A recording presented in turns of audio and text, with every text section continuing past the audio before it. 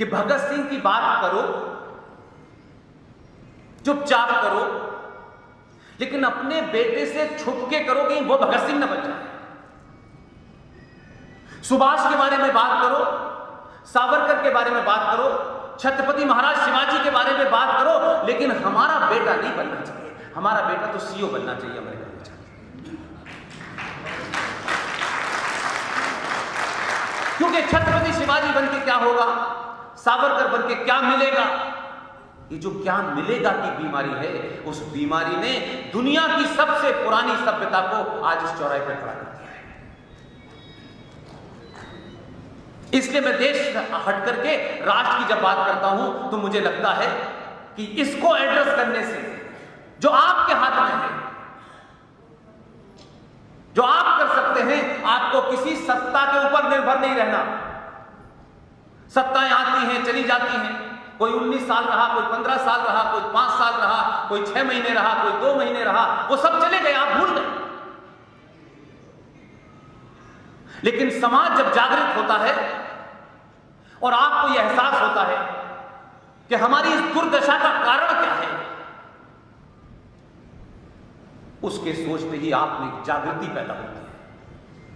तब शायद आपका थोड़ा लालच कम होता है, और जब लालच कम होता है तो कायरता कम हो जाती है,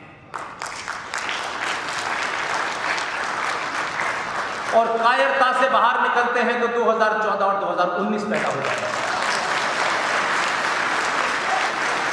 कौन जीता कौन हारा ये विषय नहीं है।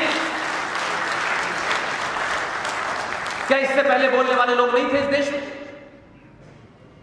क्या कोई नया इतिहास पढ़ाया जा रहा है, या समाज में कोई ऐसी बात कही जा रही है? सबको सब मालूम था, लेकिन समाज लालच और स्वार्थ में भरा हुआ था। इसलिए मैं किस तरीके से वहां पहुंच जाऊं, टिकट मुझे कैसे मिल जाए, पैसे दे के मिल जाए, ताल्लुकात से मिल जाए, जाति के नाम पे मिल जाए, और मैं सत्ता में पहुंचने के बाद मेरा घर 2 मंजिल से 8 मंजिल कैसे हो जाए, 3 गाड़ियां हो जाए, इससे ज्यादा सोचा ही नहीं। और लोगों को लगा कि इनके बीच रहो, झूठ बोलो, सत्ता में जाओ, खत्म कहानी। फिर वो पूछता है हम आपके हैं कौन? आप फिर 5 साल इंतजार करते हैं। पहला बदलाव 2019 का चुनाव था।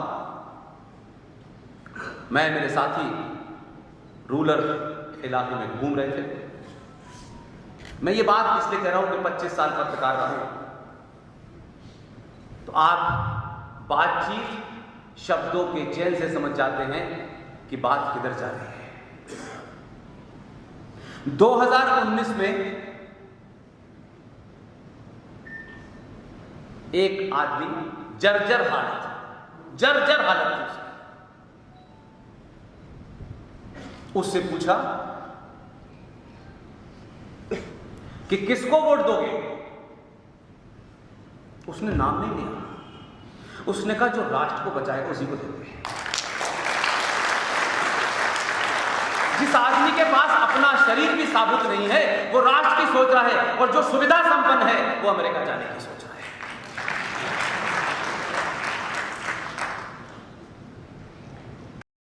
इसलिए 2014 का चुनाव भारतीय राजनीति में, अब ये इसमें हो सकता है कि वो चुनाव ऐसे जीते, तो ये अलग बात है। हर खेल का अलग नियम होता है। हॉकी के ग्राउंड पर उतर के आप क्रिकेट के नियम से नहीं खेल सकते कि नहीं साहब हम तो क्रिकेट के नियम से हॉकी खेलेंगे, ये नहीं होता है।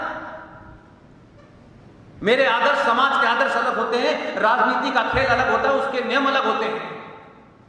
उसमें जो जीतता है वही सत्ता पे जाता है। वो कैसे जीता, किसको खड़ा किया, कहां खड़ा किया, क्या भाषण दिया, इसका महत्व नहीं होता। उससे बड़ा परिवर्तन लोग कहते हैं, मैं सत्ताओं के परिवर्तन को बहुत बड़ा परिवर्तन नहीं मानता, लेकिन 2000 के चुनाव के बाद की जो मैं इस समाज को देख रहा हूं, जिस कारण काशी जैसी जगह में इतने विद्वान लोग,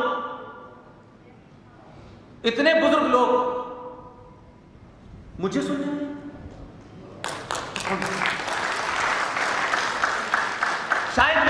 हैसियत आपको एक कप चाय पिलाने की मिली है। जो कुछ आप देख रहे हैं बस इतना ही हो, न कोई सत्ता से लेना देना है, न व्यवस्था का कोई लेना देना है। मुझे लगता है 2014 और 2019 के चुनाव में कौन जीता कौन नहीं जीता मैं फिर कह रहा हूं, मेरा मतलब नहीं है, लेकिन मैंने पहली बार महसूस किया 2014 के चुनाव में और उसके बाद 2019 के चुनाव में भारतीय राजनीति के केंद्र में पहली बार हिंदू आया।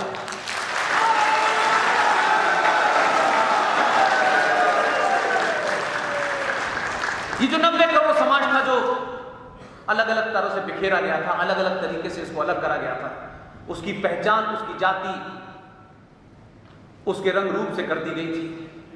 और जातियों में बांटते बांटते भी जिस राज्य में महात्मा गांधी गए थे उस राज्य में कहा गया दलित और महादलित ये पिछड़ा है, ये अति पिछड़ा है। आज जो लोग बांट रहे थे 70 साल से वो राजनीतिक तौर पे सबसे पिछड़े हो गए हैं।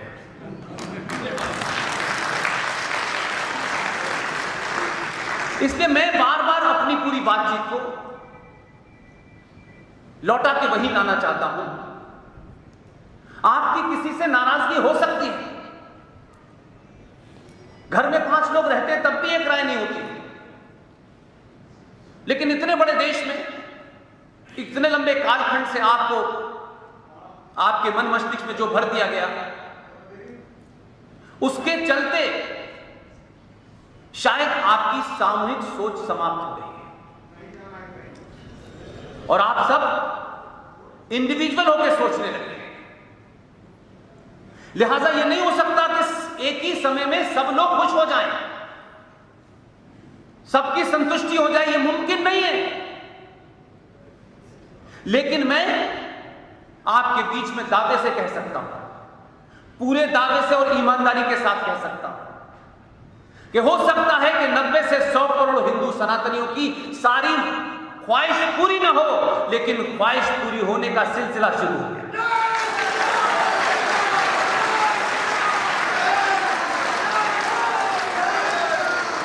ये पहले होना चाहिए था, ये बाद में होना चाहिए था, इसका मैथमेटिक्स समाज छोड़ दे।